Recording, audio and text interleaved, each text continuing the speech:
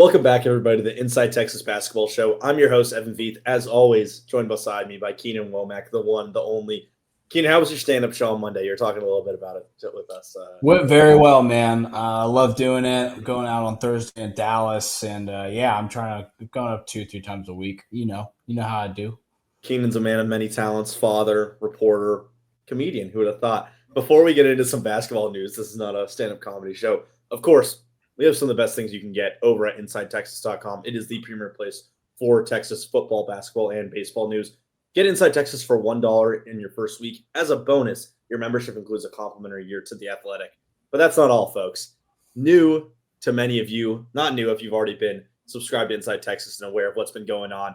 We just have some great people behind the scenes who are setting up some really fun things, and that includes Inside Texas's 40th anniversary tour.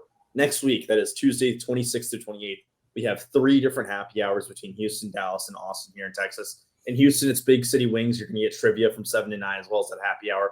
It's going to be Katie Trail Ice House in Dallas on Wednesday, and then Little Woodrow's Austin, where you can see Keenan and I for some happy hour beers and some trivia on that Thursday. And then the day after that, we're heading up to Columbus, Joe and I, to go talk about Ohio State and cover that game, Texas football. But we're here to talk about Texas basketball, Keenan, and we have some new news coming from you specifically. You just dropped an article today talking about basketball recruiting and just where they're going with the Longhorns. And we'll get into it later about kind of the general philosophy. But we can jump right in, Connor, if you want to pull up that first Josiah Jervis, who is from Archbishop Stepinac. We've talked about that place before and Jervis before in New York City. He's a 6'5 guard, pretty highly unanimously rated, a top 15 guard in the class most likely. Talk about this narrowed down list that he's done and also what he's saying to Jamie Shaw about the Horns. Yeah, so Josiah Jervis is like a 6'5" shooting guard, definitely like a skilled scorer type of dude. Pretty athletic, good shooter. Just dropped his top 8 list, right? He's got Texas, Pittsburgh, Michigan State, Illinois, NC State, Florida, Oregon, and Tennessee. Obviously you get schools like Florida in there. That's going to be a tough competitor, but if Texas wants to start competing on a high level, they're going to have to beat out teams like Florida. They're going to have to beat out teams like NC State's been a stick in their craw recently. They beat out Texas for Matt Abel earlier this summer, who's a guy that is probably going to be, potentially a one and done at the collegiate level, maybe play 2 years before going to the NBA. He talked to Jamie Shaw recently about Texas. He said it was a more recent offer, right? So their new offer, they offered him after they played against the Utah Prospects. They've been watching him for a while. Sean Miller actually had contact with him when Sean Miller was at Xavier. So this is a relationship that goes back a little bit. The Texas offer is new, but they already set an OV with Texas for September 19th. There's going to be a few guys that visit around September 19th. So definitely a guy that Texas is big after. I mean, the size is already good at 6'5" for a shooting guard. That's like NBA size for a shooting guard. So definitely a guy that wants to play in the pros. And all these guys that are 4 stars or higher, their eventual goal is to make the NBA. And Sean Miller is aware of that. And Sean Miller is the type of guy that can get you to the NBA. We saw him do it at Arizona plenty of times. You'll probably see him do it pretty soon with a guy like Dalen Swain, whether he goes this year or the year after. Either way, I think Swain is an NBA player. So, guys like Josiah Jervis are how you build a program into a winner, a good scoring guard with good size. And like I've said before, Archbishop Stepinac is a school that's produced high-level talent before. They produced a guy like Ian Jackson played at Archbishop Stepinac. So that's a pretty well-thought-of basketball school in the state of New York. So definitely a recruitment to watch. He has a big list, but he is visiting Texas September 19th, so that's obviously a good sign in Texas' favor. I think one of the things that you notice with the NBA draft and these players that you kind of like when you're going after these players that maybe aren't in the top 30 but are in that 30 to 60 range, because you only get 60 NBA draft picks, and maybe half of those come from international or seniors or sophomores, players that weren't true freshmen last year. And even if that's still half true freshmen, that can only be 30 guys. So if you get someone like Jervis or some of the players we talk about in the future, this article, you're probably getting 2 years unless it's so good in year one, then he goes off the NBA. But if it's so good in year one, then you can't complain, obviously. So right. It's a nice area of player to target. But, you look down that list, and, of course, it starts off some of those first schools seem beatable in recruitment, and then you do get to the SEC juggernauts like Florida and Tennessee. Yeah. Which springs a question I want to put on you, Keaton, before we get fully down the list of players is, in football recruiting, if Texas, Alabama, Georgia are the cream of the crop in the SEC. Yeah. Who do you see as the cream of the crop in basketball in the SEC? And where does Texas kind of come in? Because they were the 14th best team last year, but they're probably not going to be the 14th best recruiting poll team in the conference. So where do you see them being, and who are the true juggernauts in this conference? Yeah, real quick correction. Boogie Flan played Archbishop Steppenwolf, Gotcha. not Ian Jackson. My bad. Yeah, hell of a player. Transferred to Florida. I think Kentucky, Florida. I mean, there's a lot of schools, man. I think Kentucky has to be top of the list. Arkansas with Calipari, so that's definitely at the top of the list. Alabama and Auburn are tough to beat as well, man, because especially guards with Nate Oates. I mean, they got LeBaron Fallon to return to Alabama. That's a big deal. He was a guy that I think probably could have gone top 20, top 25 in the last NBA draft, certainly first round. I know the Miami Heat were looking at him as a possible draft pick, as a team that need a lead initiator. I'd say the two Alabama schools, Kentucky, Florida, Tennessee, and Arkansas, are all really tough to beat. Now, there's no excuses. Texas needs to beat some of those teams in order to compete at a high level in recruiting. But, they got a guy like Trey Johnson last year, and he was a guy that, was one of the top recruits in the country. Now, Arkansas and Alabama threw everything at him to try to get him to commit there. So did Baylor. I know Baylor's not SEC, but still one of those top flight programs, especially for guards. So, they're going to have to beat these teams out regardless of where they rank. But I would say probably the toughest schools to beat would be, especially Kentucky now with Mark Pope's offense, which is just so awesome. Like, it's so fun to watch that. That 5-out offense is just so fun to watch, and it gets guys into the pros because, a lot of NBA teams run 5-out, 4-out, 1-in. So those are probably the top schools, the Alabama schools, Florida, Tennessee, Arkansas, Kentucky. Those are probably your toughest competition, I would say. But the good thing for Texas is maybe they're not going to be in that true top 6, which that's about the number I was thinking of. There's a top 6 right now in the conference, but they have every right to kind of come in and take that next tier, the top of the 7, 8, 9 tier of teams that, A&M's been doing great, but they're also coming with a new coach. So A&M's doing well in recruiting for sure. They are. Connor, if you want to scroll down to the next guy, Cameron Holmes. Millennium from Goodyear, Arizona. He's another wing, a true top 30 player in the Rivals industry rankings. One of those really good small forward, can kind of do it all, prototypical NBA guys. And he's down to just 6 schools, and there's still some blue bloods in here, but a few more familiar names, and obviously it's better if Texas is in this smaller list. So tell us about Holmes and what Texas is looking for with this guy. Yeah, I mean, so it's Texas, Oklahoma, Illinois, UNC, Gonzaga, Arizona. Believe Arizona is the leader in the clubhouse now. I believe he already has had a couple of unofficial visits there. I have to check on that, but I believe he's visited there before. He has official visits to all these places. Texas on October 31st. There's a couple of guys who are going to be visiting October 31st as well. It's going to be one of those big basketball recruiting weekends.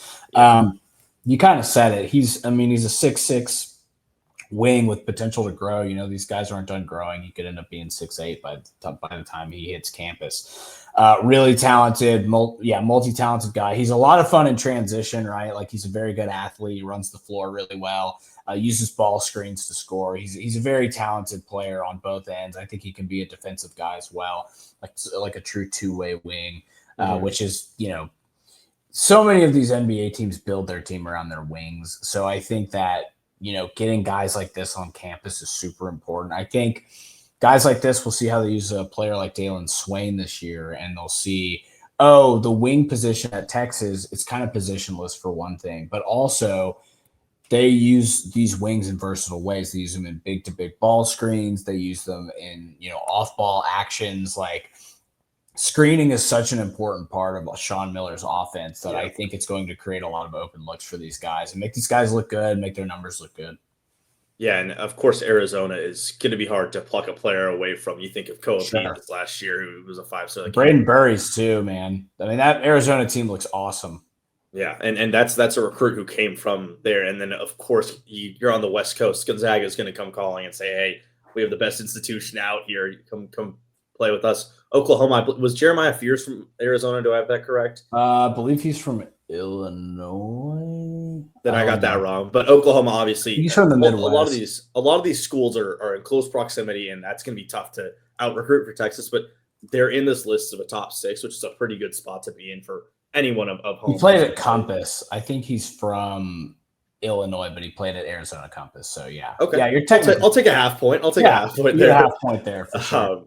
Played at Compass. Let's go down to Nico Mundy, Connor, if you can, from Prince George's Christian Academy. Let's make this clear. That's not in Washington, D.C. He can walk to the Commander Stadium in Landover, Maryland. But either way, top 100 recruit Nico Mundy, 4-star point guard from the DMV area, that lead initiator role. Dropped that top 8 schools. Texas is, of course, there. You're seeing a lot of these familiar names. We've seen Pittsburgh a few times. Auburn's a powerhouse. Of course, A&M is another school they're going to have to be battling with. But he's part of that group that's coming in on that 18, 19, 20. Going to see a lot of these basketball players. So what is he looking for in a program? What's the relationship like with him in Texas? Yeah, so he talked to Jamie Shaw about kind of what he's looking for in a program. Said that trust in the head coach, super important.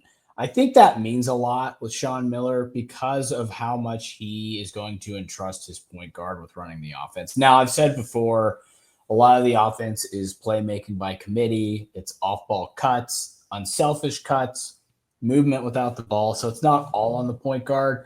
But for a team that wants to push the pace, it is incredibly important to have a good point guard.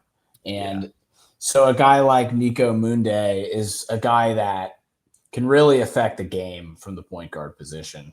And, you know, he says he wants to play early. I think there's a good chance he does that if he commits to Texas. But maybe not as a starter next year, depending on some of the other guys they get, but these guys are going to play a lot of minutes. So, you know, these are schools that are beatable. Obviously, Auburn is a powerhouse, and they've been great, and they've recruited really well. But, you know, schools like Mississippi State, Oklahoma State, Pittsburgh, Texas A&M are beatable schools in recruiting for basketball right now. Now, I think A&M is really starting to step it up. They are bringing in a lot of guys for visits. Bucky McMillan runs a really fun offense. And then USC and Washington are teams that have recruited well in the past. Washington has a pretty solid roster this year, I think, for the Big Ten. We'll see with USC after the injury to Elijah Arenas. But, yeah, these are winnable recruiting battles for sure. Yeah, and I think to your point of like maybe he won't start, but he will play. Is they're going to play these top recruits that they get in this class because they're going to have to. But at the guard position specifically, you know, your 3 or top 4. You know, Simeon Wilcher is a junior, but then you got Pope and Mark who are true. You know, they are seniors. Kendall Weaver is a senior, I believe. Mark's a grad transfer, so portal plucking is going to happen for Texas over the next 2 years, no matter what, because you need to build up that bottom of your roster, which mostly right now it's just juniors and seniors. And you know, you've got your John Clarks and you've got your Nick Cody's, but especially if Swain goes to the NBA, then you have to rebuild through the portal. But that's also why getting these recruits is so important to come in, because they're going to be the future of the team. I think that's going to take us to our break, Connor, and then we're going to talk a little bit more about the kind of general idea of what Miller's looking for in this class. This video is brought to you by Luxe Kitchen and Bath. Luxe has been offering high-end kitchen and bathroom remodels for 3 generations throughout the greater Austin area. With 5-star review after 5-star review on Google and Facebook, and an A+ rating from the Better Business Bureau, you can put your faith in Luxe Kitchen and Bath's award-winning designers and skilled craftspeople to bring to life that dream vision of your special home. But that's not all. Luxe's all-star team provides full remodels, large additions, and even commercial build-outs as well. So call Luxe Kitchen and Bath at 833-358-LUXE today. Or visit luxekitchenbath.com to discover where quality meets luxury and begin the process of transforming your home. Get a free quote today by calling 833-358-LUXE. That's L-U-X-E. Or by visiting luxekitchenbath.com. Link in the description. We're now moving on to Darren Rippey and Tay Kinney, who you've heard a lot about from us talking about them in recruiting and just in general, because they were noted as 2 of the top on-ball processors by On3. Jamie Shaw, who we keep referencing, a great basketball insider for them, a great writer. He has them as 2 of the best at just having the ball in their hands, knowing where to put the ball on the court, knowing what to do with it in certain situations, certain reads. And you can see with Rippey, knowing this class consistently puts their team in a more offensive advantage than Rippey consistently does. He's the 5-star of the group. Tay Kinney's also mentioned, who's a 4-star. But generally, Keenan, it seems like Texas is really prioritizing this type of player. They want a guy who either just next year or in the future is going to be able to completely command an offense and have the ball in their hand, which maybe they don't have this year. Is that the read you're getting from this class? 100%, man. And I think even more so than that, not just being a lead initiator, but being a guy that can attack the basket and put pressure on the rim as a smaller guard. I think that that's super important to what he wants to do, right? Sean Miller wants to push the pace, right? They want to push the pace after both misses and makes, so the opponent makes a basket. Usually you think of transition off of misses or turnovers, but what he wants to do is push the pace all the time. He wants to be up and down the floor in transition. And when you're in the half court, he wants to use the entire court. So you have a guy like Rippy who super quick first step. That's another big thing that he's looking for. Like all these guards he's recruiting are real quick, smaller guards that are just difficult to stay in front of, and that's the case with Reese Alston. That's the case with Duron Rippy. That's the case with Talon Kinney. That's the case with, pretty much every single guard they've recruited in this class, even the one we talked about earlier, Nico Munde. That's another guy who's got a quick first step that like attacks the basket. And when you have guys that can do that, it's so much easier to create off-ball opportunities because you can collapse the defense. You have defenders coming into the paint to help defend. You have to use help side defenders to when the guy gets to the basket, you have to have bigs come over and rotate. It's just like creating confusion on the defensive end is so much easier when you have a quick, skilled guard that can get to the basket and potentially finish in the paint. That's not as much of a skill that's easy to get when you're a smaller guard. But the fact that these guys that he's bringing in are all super quick, attack the basket type of guards, that's not coincidence. That is absolutely by design.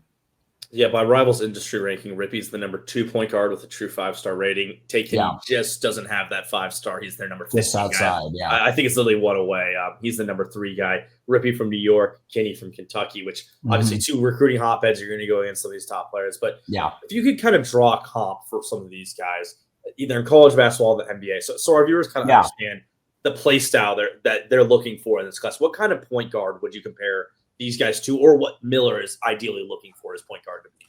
Maybe a Darius Garland type of guy, just a real quick, just attack the bat. Maybe Rob Dillingham from Kentucky last year or 2 years ago. He played for the Timberwolves last year. Just like not even necessarily undersized, but like a lot of them kind of happen to be because of the skill set that they have. Yeah. So, those 2 kind of guys, just, to throw it way back for our older basketball fans, the Mavericks had this kid, Rodrigue Beaubois, who was a French kid. So Roddy Beaubois, just like real undersized, but like just beat you off the dribble, quick first step, just like cross you over, make one. It's almost like in football, like the one cut running back. It's kind of like that, like just a guy who can get off his dribble move and just beat you to the punch, and the good thing about having those kind of guards is even if they can't shoot, you can't sag off them because they will beat you to the basket. So you have a guy, say you have a Darius Garland type of guard and he's not necessarily a great shooter. It doesn't really matter because, obviously it's amazing if you do because you can shoot out of ball screens. But if you don't, he's still a guy that can, if you sag off of him, if you give him that space, if you let him sit back, he's going to be able to beat you to the basket because you'll be on your back foot, right? Yeah. So those are the kind of guards I think he's looking for. Those are the ideal guys for a Sean Miller offense at the point guard position, are these lightning quick, just get to the basket type of guards.